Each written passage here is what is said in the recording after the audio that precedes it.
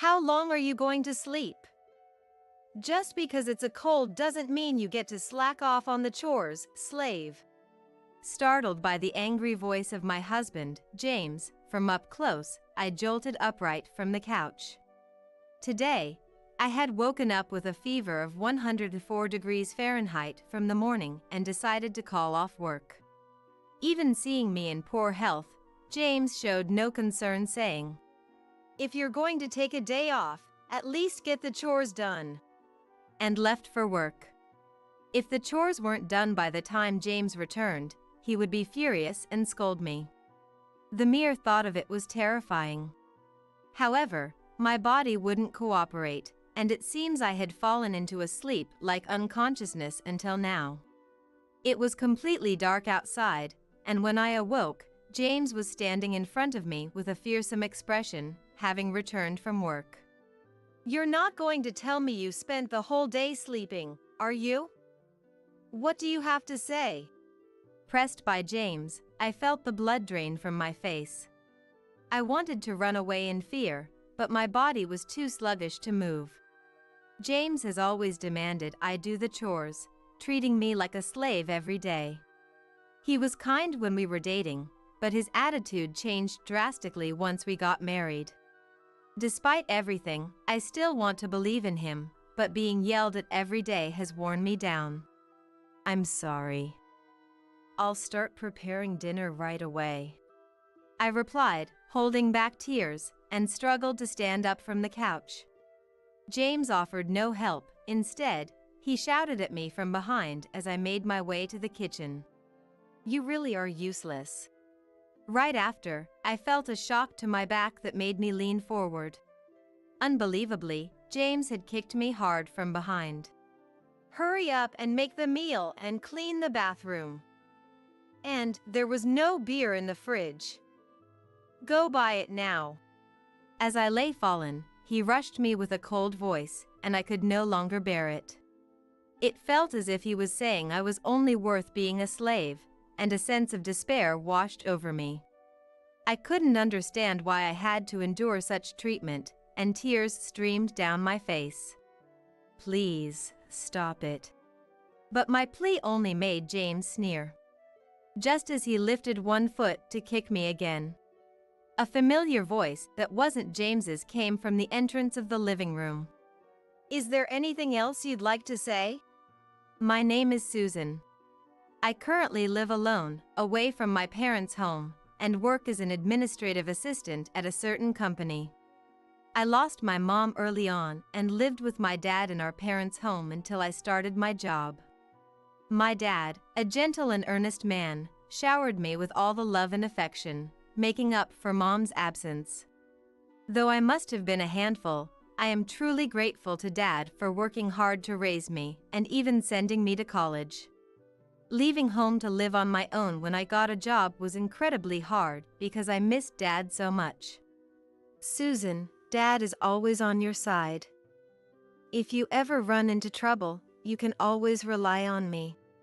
Dad said this with a gentle smile as he sent me off, and we've kept in regular contact, sharing updates about our lives. Whenever I return home for long holidays or Christmas, Dad always welcomes me warmly, making me feel at ease. Dad's advice was invaluable, especially since I was new to the workforce. I've just entered my second year at the company. I was finally getting accustomed to my job, starting to handle more responsibilities and finding fulfillment in my work. Then, one day, as I was about to have lunch in the break room, a colleague approached me. "Good work, Susan." The man who greeted me with a refreshing smile was James, who later became my husband. James, 3 years older than me, worked in sales. In fact, James is the son of the company's president. However, he never acted arrogantly because of it, always greeting me warmly in the break room. Being close in age made it easy to talk to him, and I had always had a good impression of him. "It seems like you've been working hard lately. The sales team can achieve results thanks to the support from the admin team like you, Susan. Thanks for everything." Hearing this, I naturally smiled. Thank you as well. James continued. You know, I've been wanting to have a chat with you about things other than work. If you're okay with it, how about we go out for dinner sometime? Apparently, James was drawn to my earnest attitude towards work and wanted to deepen our interaction. Having never been actively approached by a man before, I was surprised by James's proposal. Would I be all right? Of course. Let's exchange numbers. I'll text you tonight. James smiled reassuringly as he took out his mobile phone to continue the conversation. James sometimes showed a slightly forceful side like this. He was decisive and fearless in everything he did. On the other hand, I've always been timid, often unable to express my opinions because I'm too concerned about others' feelings. That's why James, with his strong opinions, proactive nature, and decisiveness, appeared very attractive to me. Since the day we exchanged numbers, we started communicating privately and went out for meals together multiple times. As we began spending more time alone together, our relationship deepened, and it was around then that James confessed his feelings. I like you, Susan. Will you go out with me? He told me with a serious face, and I was overjoyed. At that time, I couldn't think of anything other than nodding because I was attracted to James too. Thus, we started dating as a couple, and it seemed as though everything was going smoothly. However, as my relationship with James became known within the company, warnings started coming in from colleagues and superiors.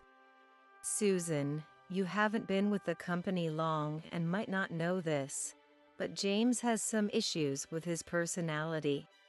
There have been people who left the job because of him. I was cautioned by a superior who had taken a liking to me since I joined. Moreover, he was yelling at a timid subordinate in the break room the other day, in front of everyone. I'm not trying to badmouth him, but you should really think about ending things with him. A colleague I was close with said. However, recalling James's usual behavior, I couldn't see him as the kind of person who would do such things. Sure, he has a forceful side, but I couldn't imagine him cornering someone or shouting at them loudly. I understood that my superior and colleagues were advising me out of concern, but it saddened me to see James being portrayed as the villain. He has always been sincere towards me, leading me, who lacks decisiveness and is timid. I love him for that, so I decided not to take rumors at face value. My relationship with James continued until that day of a year of dating. Hey, Susan. Shouldn't we get married soon? He asked me this while we were spending a holiday at his place. At this time, I was 25 and James was 28. My honest feeling was that it might be too soon. However, James had a strong desire to marry, and once he set his mind on something, he acted immediately. I'm serious about you, Susan. That's why I want to marry you as soon as possible. You want to marry me in the future, don't you? Yes, of course. Then there's no need for delay. We both have enough income to ensure a stable married life. Plus, if you want to continue working after we're married, I won't object. Faced with his earnestness, I was at a loss for words. James was unwavering in his opinions, and eventually, I gave in to his momentum and nodded. Yes. Thank you, Susan. I'll always take care of you. Seeing James's joy, I couldn't express my anxieties about marriage. But I too, eventually wanted to marry James and continue our lives together, so I decided to think positively. Having spent such a joyful year dating him, I was sure our married life would be just as enjoyable. Soon after, we went to inform my dad about our marriage. Dad was surprised but eventually smiled gently and said, Susan isn't a child anymore. I won't oppose anything you decide. Then, looking straight at James, Dad said, Please take good care of Susan. She lost her mother early and doesn't have any siblings, so she has felt lonely many times. In my stead, please be there for her. Dad has always put me first." His words, filled with love for me, moved me to tears even before the marriage. James confidently responded, "Yes. You can count on me. As for you, Susan, I will always be watching over you from this home. If things get tough, remember you can always come back," said Dad when we were about to leave. His warm words brought tears to my eyes again. I was so happy that my beloved dad blessed our marriage. A few days later, we went to meet James's family. James's father, Anthony, who is also the president of the company we work for, is strict at work but generous in private. His mother, Linda, warmly welcomed me and was happy about our marriage. "Please take care of James. If he ever troubles you, don't hesitate to rely on us," Anthony said with formal sincerity. Having only seen him as the president at work, I was puzzled. "Dad, you're exaggerating. Look, you're making Susan uncomfortable," James said, somewhat exasperated. However, Anthony, serious in everything, treated me with respect and never belittled me. Though James mentioned finding his strict and intimidating father challenging, Anthony seemed very thoughtful and kind to me. Feeling reassured about building a good relationship with Anthony and Linda, James and I soon got married. We moved into a spacious apartment to start our life together. I decided to continue working, aiming to balance my job with household duties. However, in retrospect, I realized I had underestimated marriage. I had almost never argued with James before and believed we would live happily ever after as a couple. This belief was proven wrong just a week into our marriage. As we became accustomed to living together, James's flaws, which I hadn't noticed while dating, became apparent. First, James did not help with the chores at all. Despite my suggestion to share household duties since I was also working full-time, he wouldn't listen. Even though James could do household chores from his time living alone, he stopped doing anything related to the house after we got married. Household chores are the wife's job. Unlike you, who sits at a desk all day, I have sales work. It's impossible for me to help with chores when I come home tired every day," he would say, leaving all the housework to me. Indeed, James is busy with meetings and negotiations every day, often working overtime. It seemed unfair to ask him to help with household chores on top of that. However, the problems didn't end there. "Hey, where's dinner? You haven't cleaned the bathroom yet? I want to take a shower soon. I'm tired, so hurry up. Oh, and there's no beer. Buy some later." When James returned from work, he'd sit on the sofa and order me around like this. Overwhelmed by his endless demands, I reached my limit. "Wait a minute, I just got home too. I'll make dinner right away. Can you get the beer yourself?" "What? Why should I go out again? Stop complaining and just get it." When I objected, he yelled at me furiously and ultimately, I was overpowered by James's argument. This way, James's behavior towards me changed after we got married, adopting a more arrogant attitude. Moreover, his behavior wasn't limited to home. One day at the office, during lunch break in the break room, I heard an irritated voice. "How many times do I have to tell you? Why can't you get it right?" Looking over, I saw James scolding a subordinate. A colleague eating lunch with me remarked in a weary tone, "James is at it again." She was the one who had previously told me about James yelling at a subordinate in the break room. I asked her quietly, "James, was he always like that?" She nodded and replied with a sigh, "Yeah. He's made them apologize several times. I guess you haven't seen it before, but he does it everywhere." Still in disbelief, I looked back at James. He seemed still angry, continuing to berate his subordinate with even harsher words. "This company will be mine in the future. Once I'm president, I'll fire useless people like you on the spot." I couldn't stand to listen to such harshness, so I stood up and approached James. As his wife, I couldn't just watch from afar. "Stop it! What are you doing?" When I spoke up, James glared at me irritably.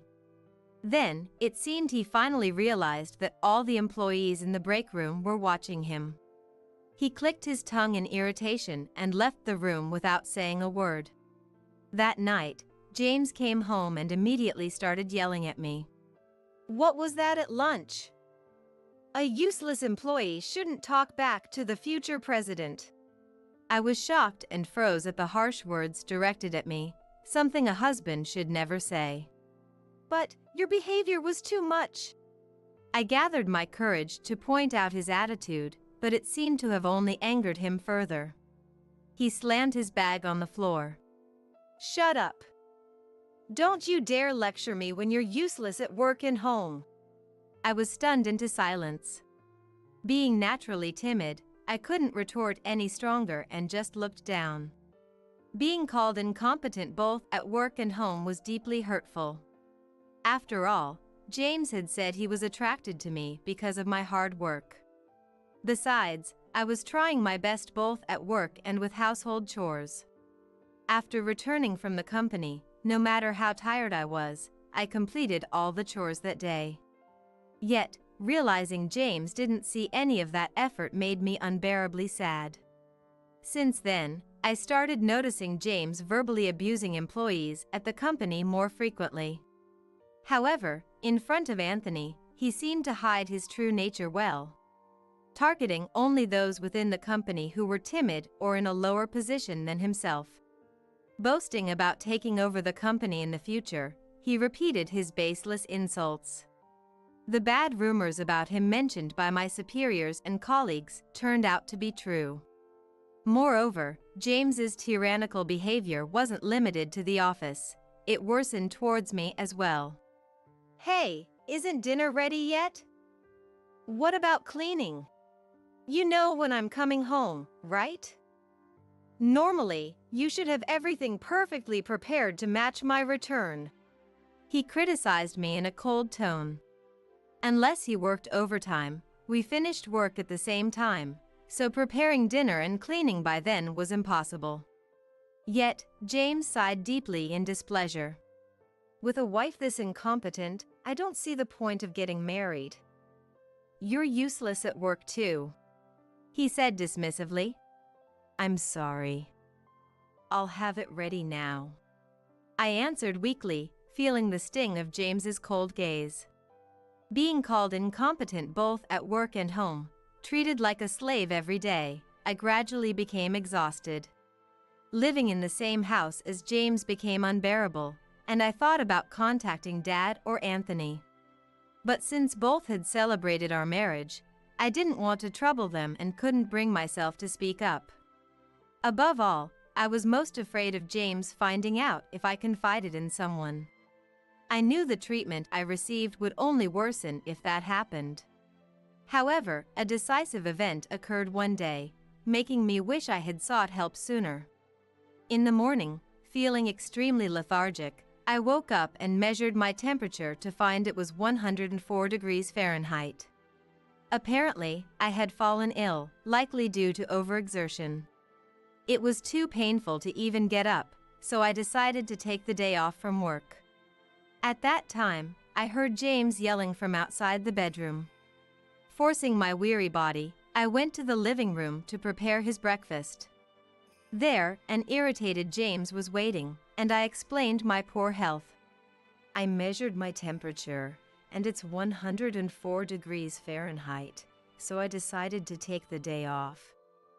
I can only prepare something simple for breakfast, sorry." After apologizing, James glared at me with annoyance. "It's just a cold. Manage your health properly," he said dismissively, showing no concern. After eating the breakfast I struggled to prepare. Don't just sleep because you're taking a day off. I won't forgive you if you slack off on the chores," James coldly said before leaving for work. Before our marriage, if I was bedridden with a cold, he would come to take care of me. I still can't believe how much James has changed, but starting our married life has made me painfully aware of his arrogant nature. Initially, he was a selfish person who never cared about others.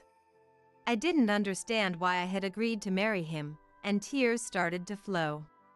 After having a small breakfast and taking some fever reducer, I thought about doing what household chores I could manage, but my consciousness was hazy, and my body wouldn't obey. Being alone when feeling sick, my thoughts spiraled negatively. I considered contacting Dad for help, but he would have just started his work for the day. Not wanting to bother him, I collapsed onto the sofa. I decided to rest a bit before trying to do any chores and lost consciousness as soon as I closed my eyes. I'm not sure how much time had passed. "Hey, Susan. How long are you going to sleep? Dinner isn't ready either." Startled by James's angry voice so close, I jolted upright from the sofa. "James, you're back? What time is it?" The room was lit, and glancing outside, I saw it had grown dark. I realized I had slept the entire afternoon. "What's this mess? You haven't done any cleaning or laundry. Don't tell me you've been sleeping all day and neglecting the housework. What do you have to say?" Waking up to James's fierce yelling, my head throbbed. Whether the fever reducer hadn't worked or its effects had worn off, my body was still feverish and my mind foggy. Panicked by James's fury, all I could do was apologize. "I'm sorry. I'm just not feeling well. I'll start on dinner right away," I replied in a frail voice, struggling to stand up from the sofa. James offered no help. Instead, he glared at me sternly. "Don't use your illness as an excuse to be lazy. Since you took the day off work, you should have finished all the chores by the time I got home. You're really useless." Faced with such harsh words, I reached my breaking point. Tears welled up in my eyes, and my voice shook as I protested. "I'm not your slave. It should be okay to rest when I'm feeling ill. Aren't spouses supposed to help each other out in times like this?" "What?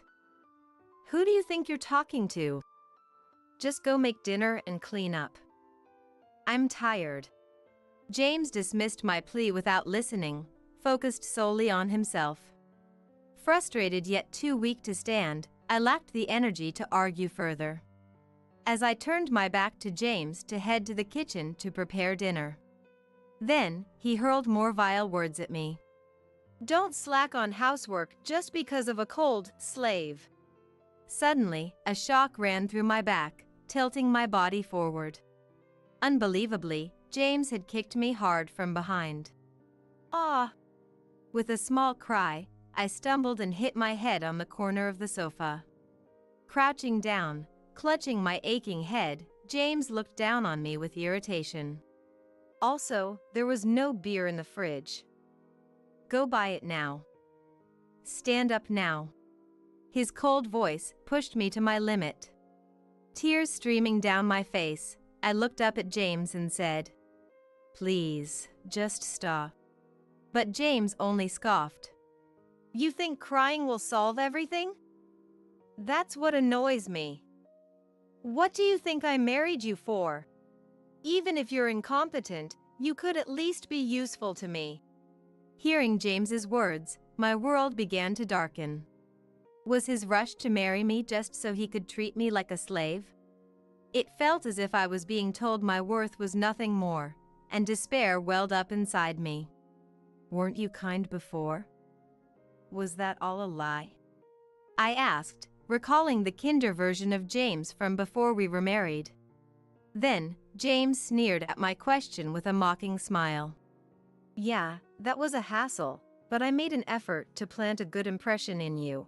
thinking I could easily manipulate you since you're so timid. Hearing this, any remaining hope I had of believing in him shattered. How can you be so cruel? Tears flowed endlessly, wetting my face. James looked at me with disgust. Just stand up already, he said, lifting his foot to kick me again. Unable to rise, I covered my head with my hands and closed my eyes. But then, a voice not belonging to James came from the living room entrance. Is there anything else you'd like to say? The flat yet angry voice that seemed to be directed at James was unmistakably Anthony's. As I lifted my head, James also turned to look behind him. There stood my dad and Anthony, side by side. The voice I heard was indeed Anthony's. Why are you here? Ignoring James's panic, Dad rushed over to support me. Susan, are you okay? Anthony told me you had a fever and took the day off work. Dad. Relieved by Dad's gentle words, I burst into tears. Dad glared at James with a look of horror while soothing my back. We got worried and came to check on you with Anthony, and this is what we find you doing to Susan? James stepped back in shock, but Anthony stood firmly behind him. I realized you showed no concern for Susan through your attitude at the company. You've always been this harsh with her? Shame on you. Anthony had inquired about my well-being after learning I hadn't come to work due to feeling unwell. James's indifferent response raised Anthony's suspicions, prompting him to contact Dad to check on me at home. Touched by Anthony's concern, my tears flowed even more. Wait, Dad, it's a misunderstanding. I was just scolding her because she spent the whole day in bed and didn't do any housework, even though she took off work. James attempted to excuse himself, but Anthony's cold gaze was unforgiving. Why would you make Susan do all the housework when she's sick? Can't you do anything yourself? Well, because Susan has always done it all. Between us, housework is her job. Hearing James's selfish reasoning, Dad was the next to speak. Don't joke with me. I saw you yelling at Susan and even saw you kick her down. Don't you feel ashamed treating your sick wife so horribly? Dad scolded James fiercely, who turned pale and looked to Anthony for help. But Anthony was not inclined to forgive him and said, We'll continue this at home. Come back to your parents' home today. With no escape, James began to tremble. No way! Finally, he collapsed, foaming at the mouth. Afterward, Anthony deeply apologized to me, and Dad took me to the hospital. According to the doctor, my sudden fever was likely caused by overwork and stress. As a result, I received a medical certificate and decided to take some time off work to recuperate. Dad insisted I couldn't return to my home in this condition, so it was decided I would rest at my parents' home. However, the next day, I started receiving frequent messages from James. Although he had been quiet after being scolded by Anthony the day before, it seemed he hadn't learned his lesson. Dozens of texts from James arrived, each one berating me with vulgar and childish words. You made me get yelled at by Dad all morning because of you. It's all your fault for embarrassing me. Such texts continued, and my anger gradually turned to disdain. I grew disgusted with myself for being deceived by such a hopeless person. Feeling foolish for ever obeying James's words, I decided then to divorce him. I communicated my intention to divorce via text, and it was agreed we would discuss it once my health improved. Though I was afraid to return to the house where James was, knowing Dad and Anthony would be there made me feel slightly better. As soon as the discussion began, I promptly handed James the divorce papers. However, sitting across the table, I will never agree to a divorce, James stubbornly said. To which Anthony scolded, Enough with your tantrums. Then, Dad, sitting next to me, slammed the table and glared fiercely at James. Think about what you've done to Susan. You haven't even apologized. Before complaining, shouldn't you apologize to her? Both Anthony and Dad, their faces red with anger, chastised James. Overwhelmed by their presence, James turned pale and was unable to retaliate. After a moment of silence, he grudgingly apologized to me. "I'm sorry, but I absolutely don't want a divorce." "So be it. Then look at this."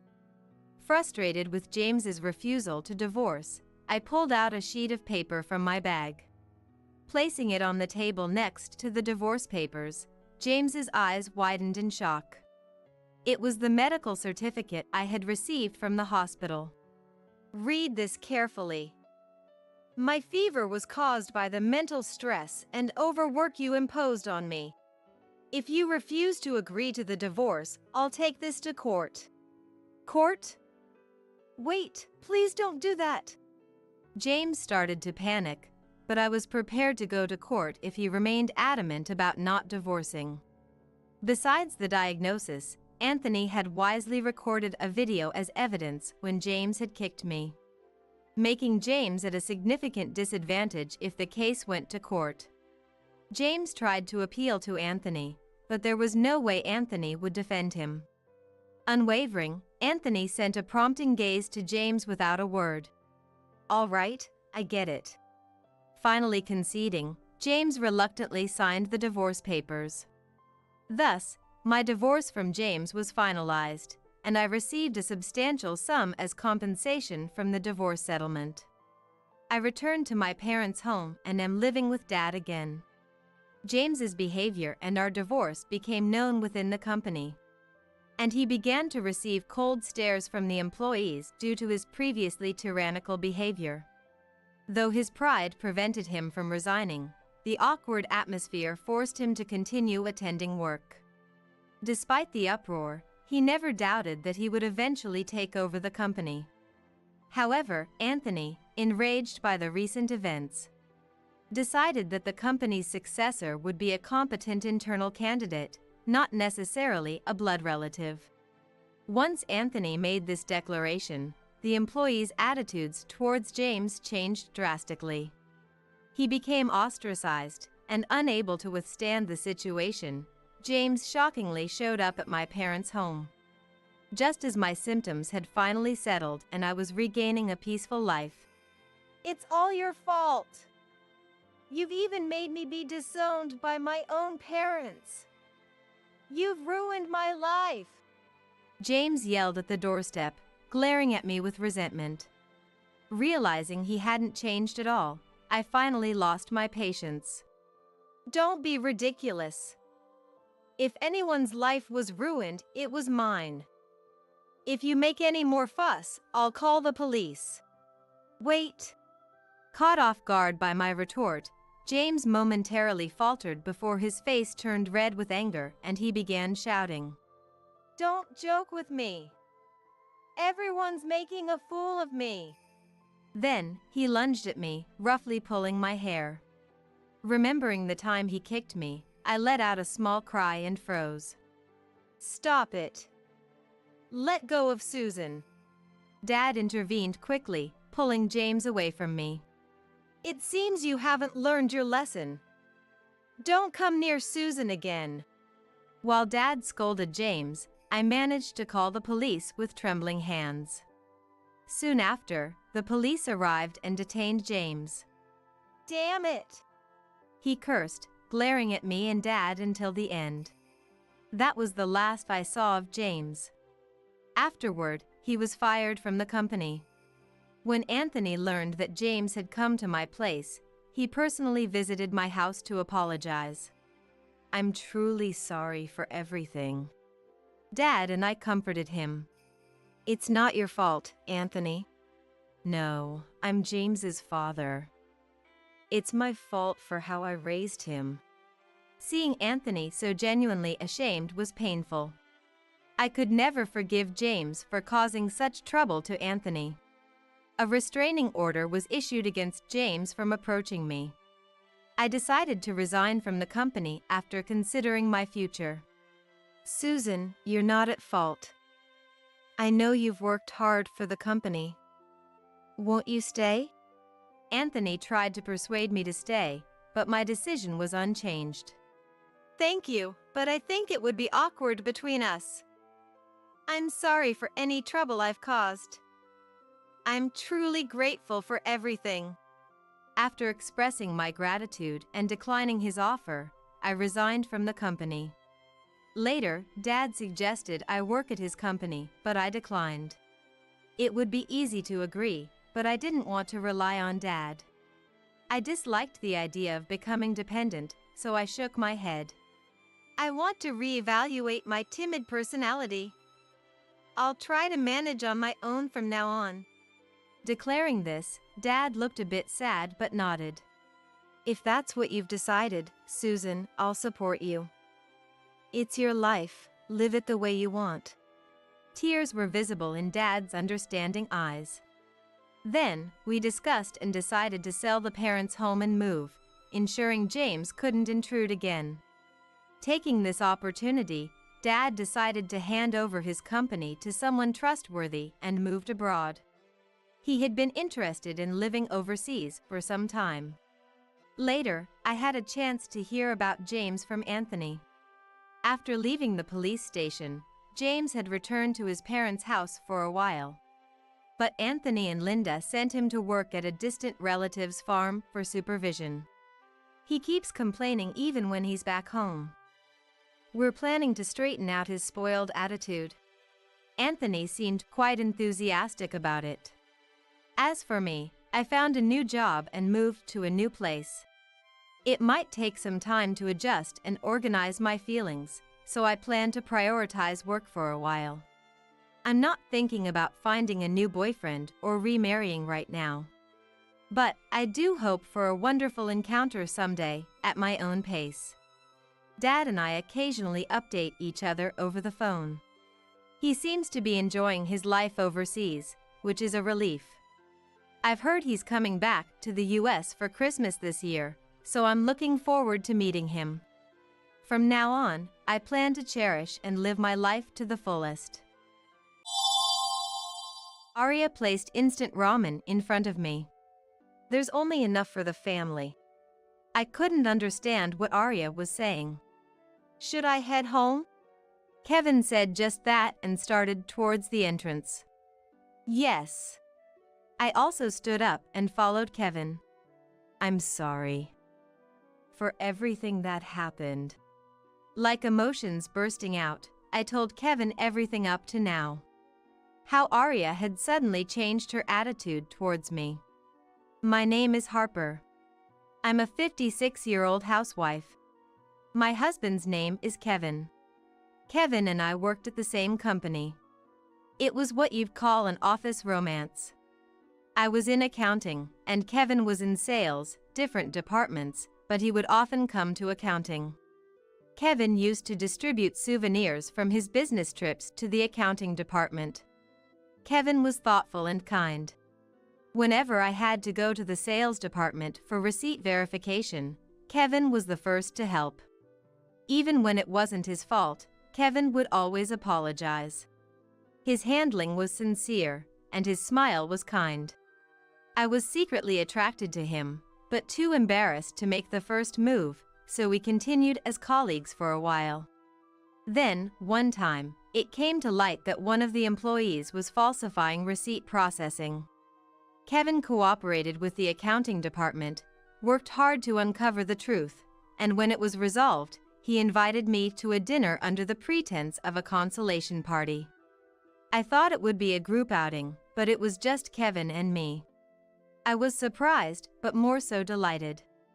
Dinner with Kevin was so enjoyable that I lost track of time.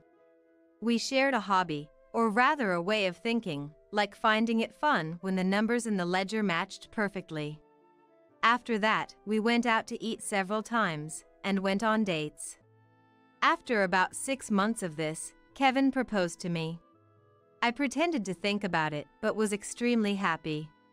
I tried to keep him in suspense for about a week, but my happiness got the better of me, and I said yes the next day.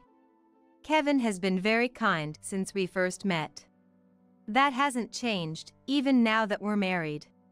He always thinks of me. He makes sure we have quality time together as a couple. I consider myself very lucky to be married to Kevin. I continued working after we got married, but I quit when I got pregnant with our eldest son, Brian. Brian's birth was difficult. He was breech. Kevin was told by the doctor that it could endanger either of our lives. Despite this, we doted on Brian when he was born. Brian was a mischief maker, leaving the house covered in doodles, dismantling toys quickly. Still, we didn't scold him and let him grow up freely. Because of the risks associated with pregnancy and childbirth, Kevin and I decided that Brian would be our only child. For that reason, Brian was our precious treasure. In kindergarten and early elementary school, he was so free-spirited that he caused his teachers quite a bit of trouble. We were cautioned at numerous parent-teacher conferences. However, as he moved into the upper grades of elementary school, he seemed to gain some discretion, and his behavior improved. From then on, Brian was quite the honor student. He had good grades and served as the president of the student council. He was also a leader in his club. His test scores never fell below 90. However, at home, Brian didn't seem to study much. When I peeked into his room, Brian was usually lying down reading manga. When I asked, "Brian, while reading manga, are you studying?" "Yeah," he would always say. Yet Brian never let his grades slip. He must have been working hard in ways I didn't know. Brian went on to a public junior high and high school. Despite his grades, he chose the public school closest to our home, though he could have gone to a prestigious private school.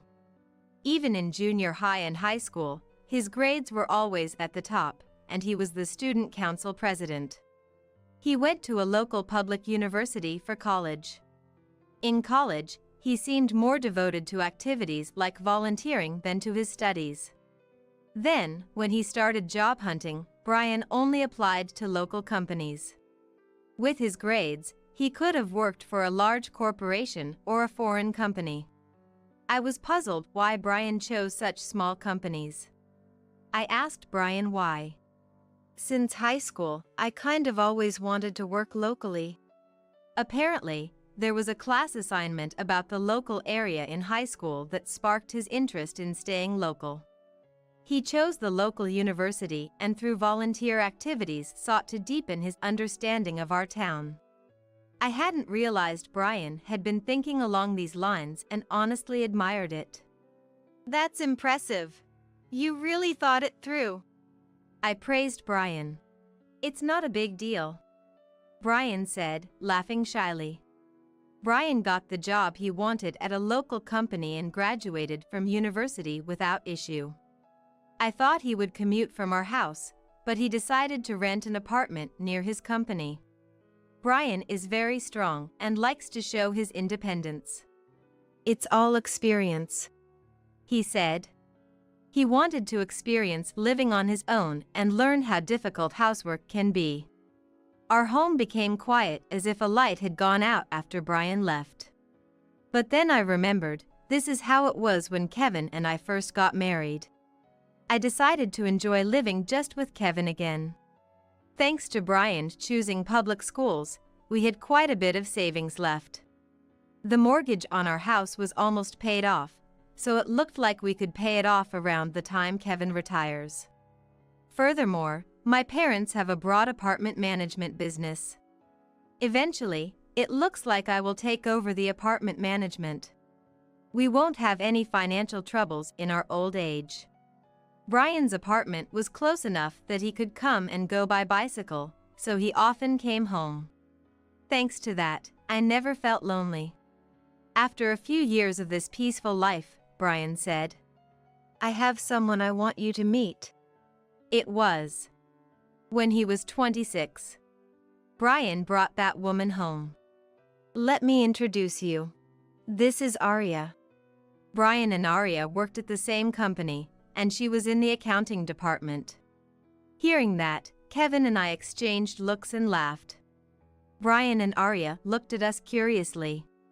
Kevin started telling our story with a laugh. Listening to us, Brian and Arya looked at each other and laughed too. Arya was petite, with eyes that drooped down when she laughed, giving her a very cute and kind impression. Arya seemed restless, looking around our home. Her actions reminded me of a little bird looking around, which was charming. Kevin and I liked Arya right away. If only we had been suspicious at that moment. The trouble that followed might have been avoided. There was a hidden reason why Arya was looking around our home. Kevin and I failed to notice it. "Nice to meet you." Arya's voice was very pleasant, and I thought Brian was lucky to have her. Arya was a good listener, and even the usually quiet Brian seemed happy talking with her. The four of us had dinner together and enjoyed a pleasant time. After Arya and Brian left, Kevin and I were relieved and happy that Brian had chosen a good partner. I felt like a weight had been lifted off my shoulders. Brian and Arya's relationship progressed smoothly, and they decided to get married. They had their wedding at a local venue and were blessed by everyone. Kevin and I were so happy. That day became one of the most memorable in our lives. However, we couldn't have imagined that from here, our lives would start to spiral downwards, with misfortune hitting Kevin and me. At first, we thought it was coincidence or maybe Arya wasn't feeling well, but it didn't seem to be the case. Her attitude towards me got worse day by day. When I tried to discuss what to have for dinner with Arya, at first, she pretended not to hear.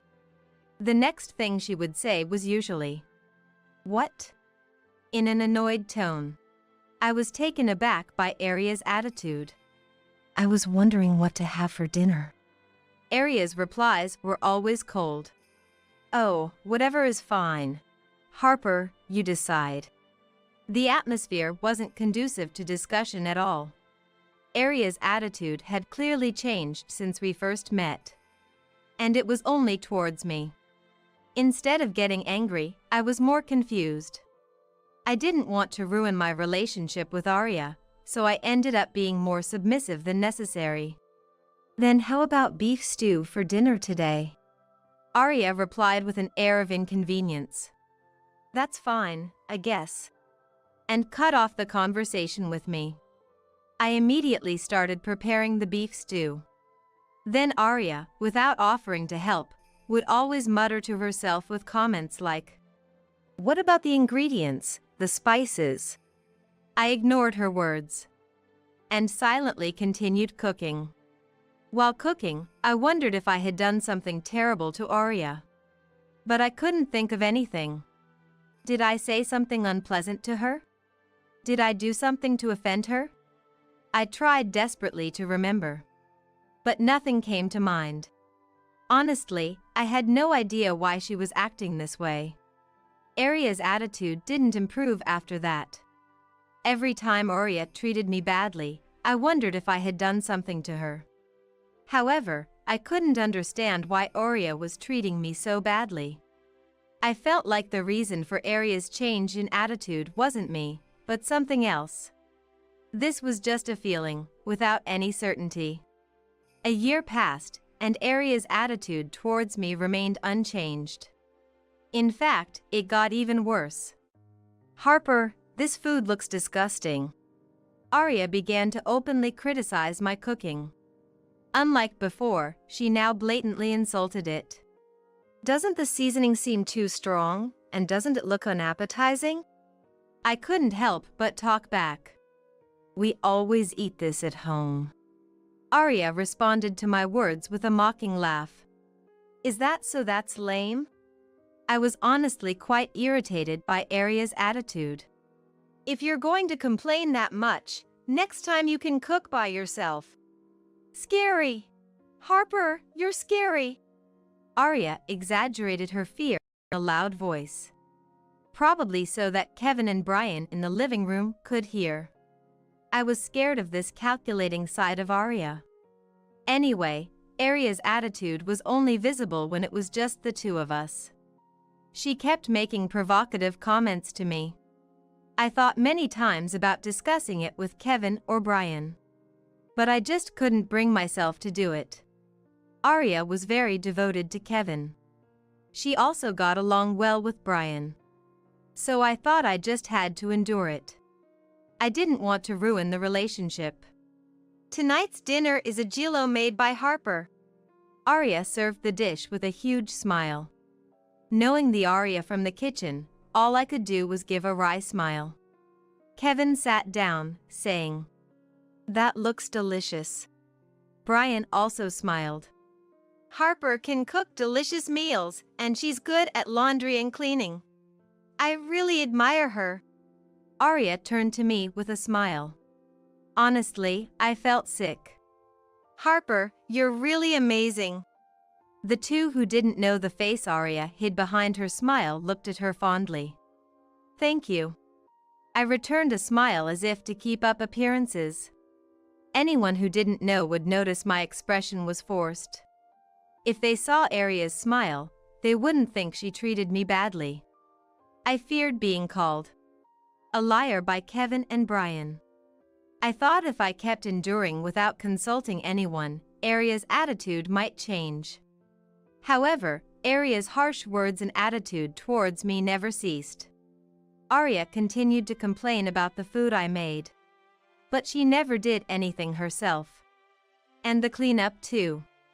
And she would quickly complain about anything even slightly dissatisfying.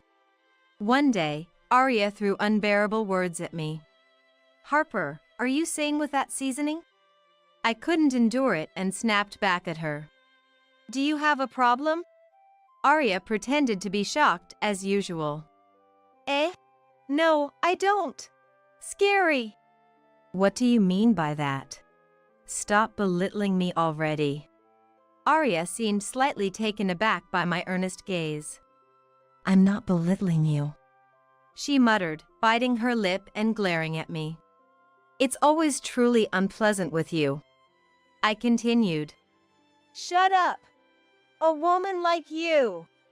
It was as if Arya's mask had slipped. Her face contorted uglily all of a sudden. Being treated roughly is just about right for you. Arya continued to berate me.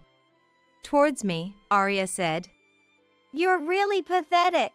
Ugly face and nasty personality. The idea of you being a MIL is unbelievable. Her insults were relentless. To belittle me to this extent must mean she really dislikes me. But still, I can't understand how she can say such horrible things to someone she dislikes. If she dislikes me that much, I think she should just stay away and keep her distance. I felt sad. It's sad that you think that way. Arya raised her voice in a semblance of panic. No, I really can't take this anymore. Hey, are you okay? Kevin called out from the living room. Arya's loud voice had reached the living room. I heard a loud voice. Brian came into the kitchen.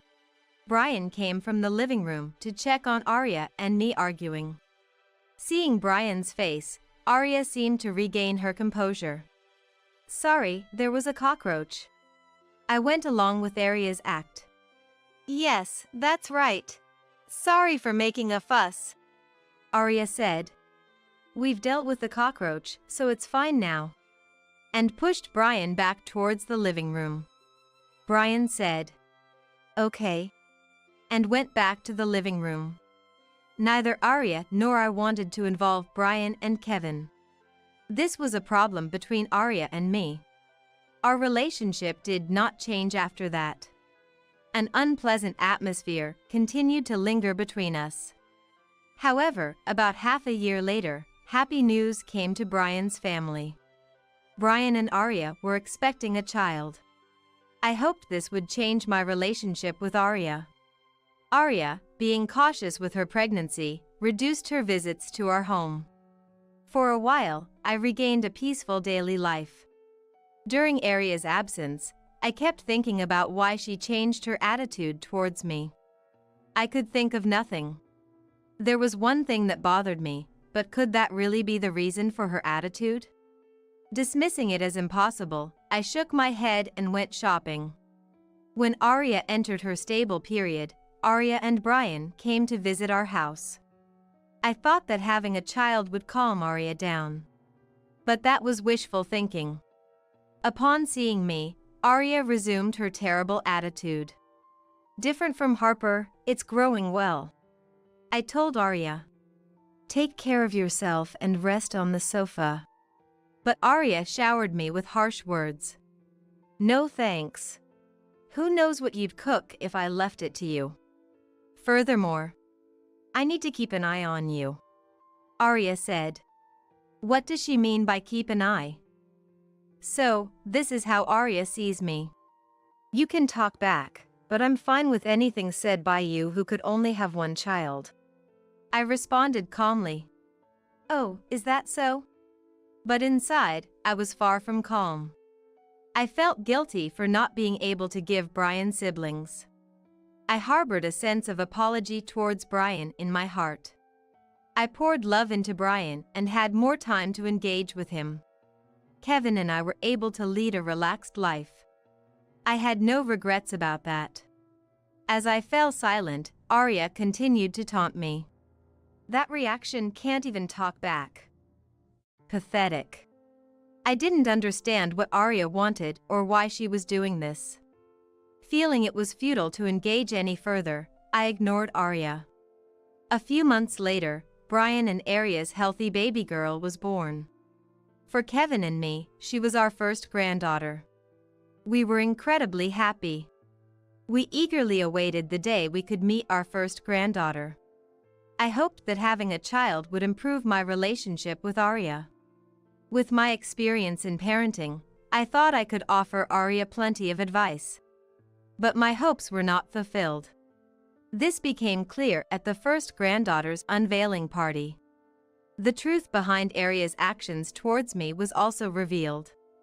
A week after Arya and the baby were discharged from the hospital, Kevin and I rushed to Brian's apartment with gifts for the birth celebration. We brought loads of presents for our granddaughter, including swaddles, a baby carrier, diapers, and formula. Arya looked a bit worn but appeared healthy. I was bothered by her cold gaze when she saw me, but I was too eager to see my granddaughter to care. The first granddaughter was sleeping in her crib. The thought of Brian becoming a dad was deeply moving. Brian seemed to have taken on a more mature look. I laid out the groceries I had bought on the table. Thinking they wouldn't have had proper meals just after the birth, I had bought plenty of ready-made food for Brian and Arya. As I was about to start preparing in the kitchen, "Please sit down, I'll take care of it," Arya said. "You don't have to push yourself," I replied, but Arya insisted and pushed me down into a chair. "It's okay." I sat down, feeling overwhelmed by Arya's insistent behavior. Arya plated the ready-made food and served it in front of Kevin and Brian. "Please eat." I thought my portion would come next, but Arya placed only one plate on the table. Not in front of me, but at her own seat. I had a bad feeling but remained silent. "Oh dear, I forgot Harper's portion." Kevin and Brian laughed. It seemed I was the only one with a bad premonition. But Kevin and Brian were soon frozen by Arya's next action. Arya placed instant ramen in front of me. "There's only enough for the family." I couldn't understand what Arya was saying. As I sat there stunned, Arya added insult to injury with a laugh. "You're not family. You're a stranger. Isn't that obvious?" I didn't understand what she meant by not being family.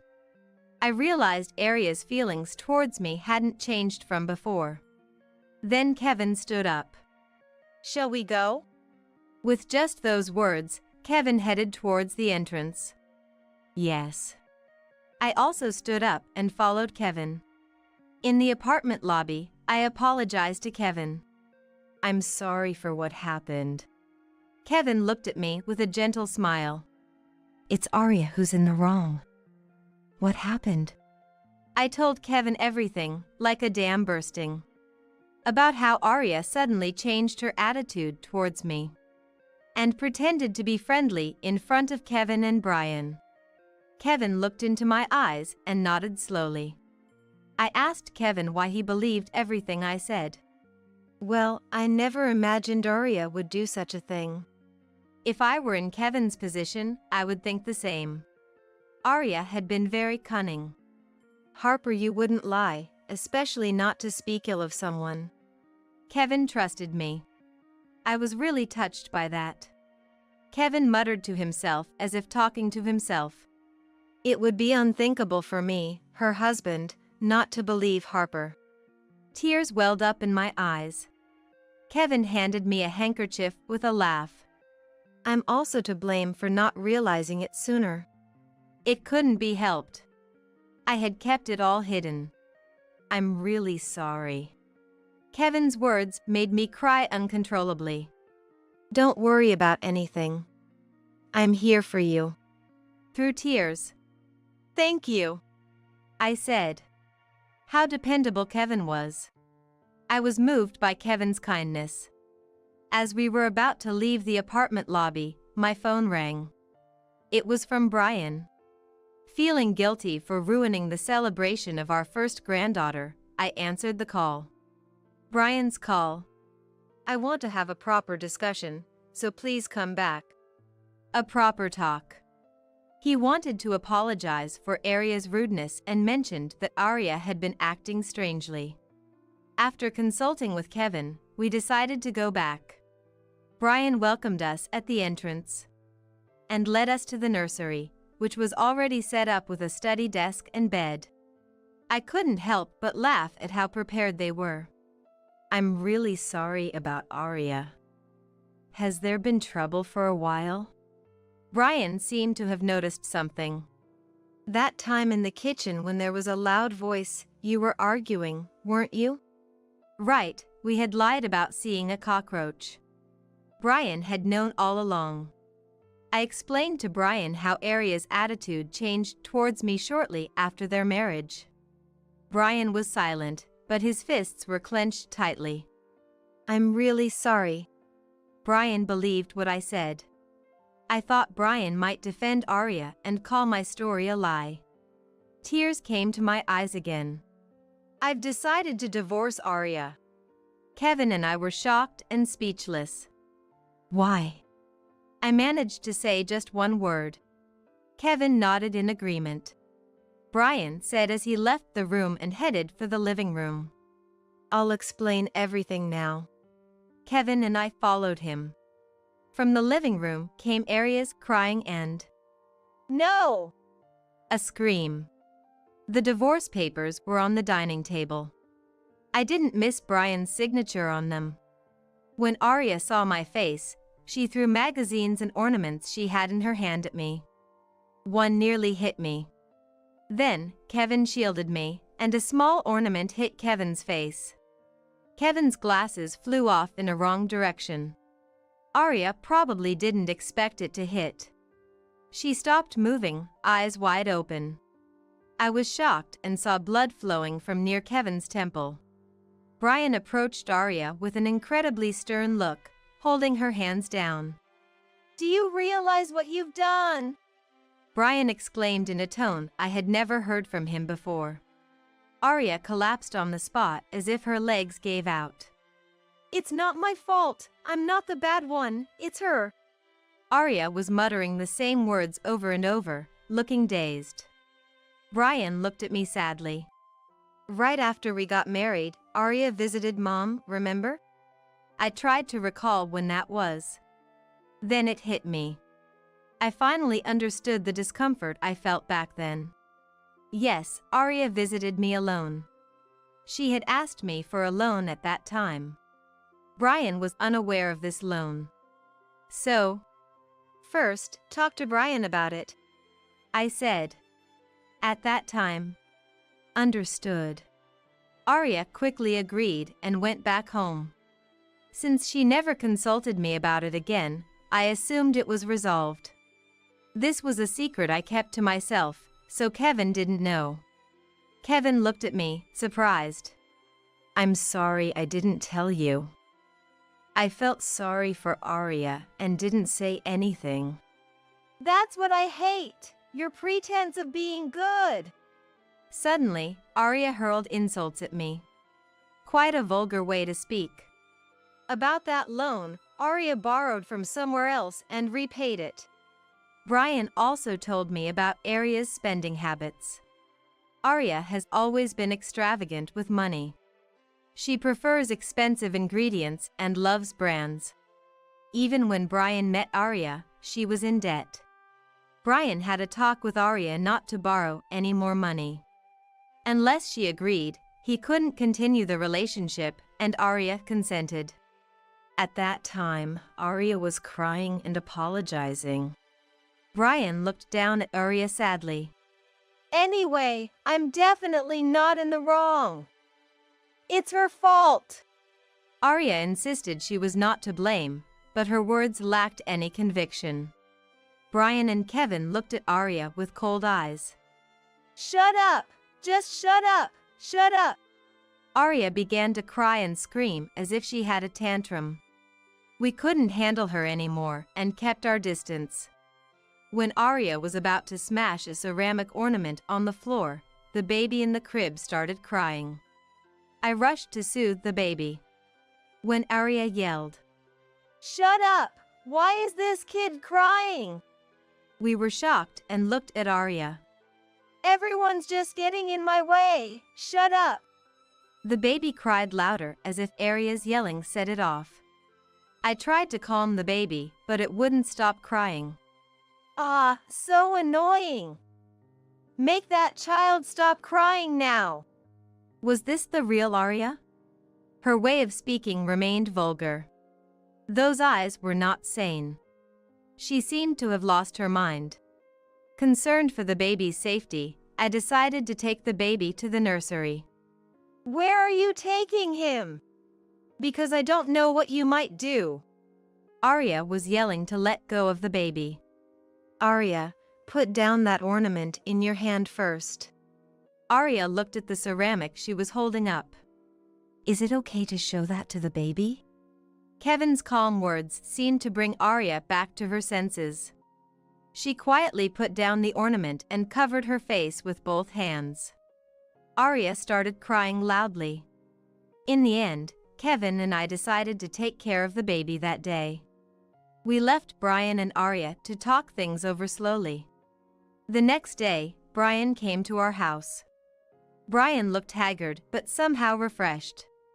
In the living room, Kevin and I heard the story from Brian. It was a dreadful one. Yesterday's story was about Arya's terrible spending habits. Despite Brian's persuasion, her spending habits did not improve. In fact, they had gotten worse. Arya, who had been borrowing money from everywhere, had set her sights on our assets.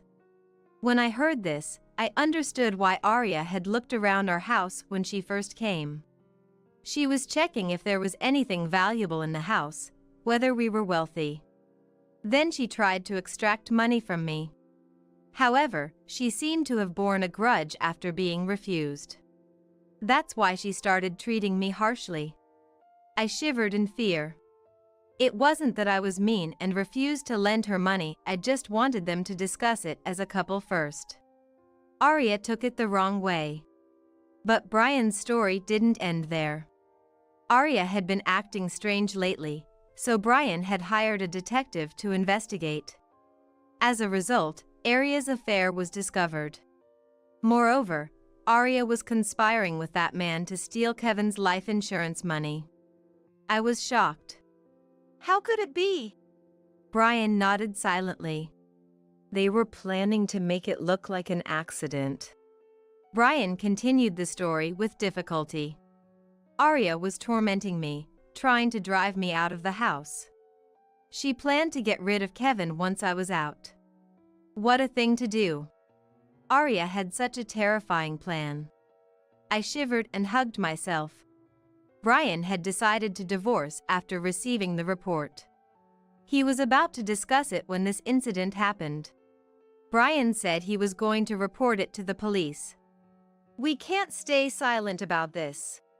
Indeed, if left unresolved, Arya might repeat her actions. She would take it for granted and do the same or worse. Arya should be properly dealt with, Brian said. Kevin agreed. I told Brian it was for the best too. Brian reported to the police, and Arya was arrested. Since she was trying to fraudulently claim the insurance money, it was natural she was caught. Arya's diary specifically detailed how to obtain the insurance money. Brian and Arya's divorce was finalized while Arya was in custody. Arya seemed to have claimed custody, but naturally, it went to Brian. Even the lawyers were appalled by Arya's claim to custody. If Arya is prosecuted, she and her co-conspirator will likely receive actual prison sentences. I want Arya to reflect deeply and face her crimes in prison. Not only did she ruin Brian's life, but she also caused great trouble for the child born into this mess. The assault on Kevin did not become a case because Kevin did not file a complaint. That was typical of Kevin's kindness. With Arya gone, peace has returned to my heart. I sleep well at night, and my heart doesn't race when I visit Brian's house. Life with just Kevin and me has been peaceful. The times Arya stirred up trouble seem like a lie to me now. Brian and the grandchild live together. Fortunately, Kevin and I live nearby. We help with everything from childcare center drop-offs and pickups to meals. Above all, being able to watch the grandchild grow up close is a joy. If things continue this way, Kevin and I might see the grandchild's coming-of-age ceremony. The grandchild was a baby, so he doesn't remember mom. It might be sad, but it's probably better that such a mom isn't around. Besides, it seems Brian has a girlfriend. The grandchild whispered it to me as a secret. I'm looking forward to Brian introducing the woman he wants to introduce. There's only enough for the family.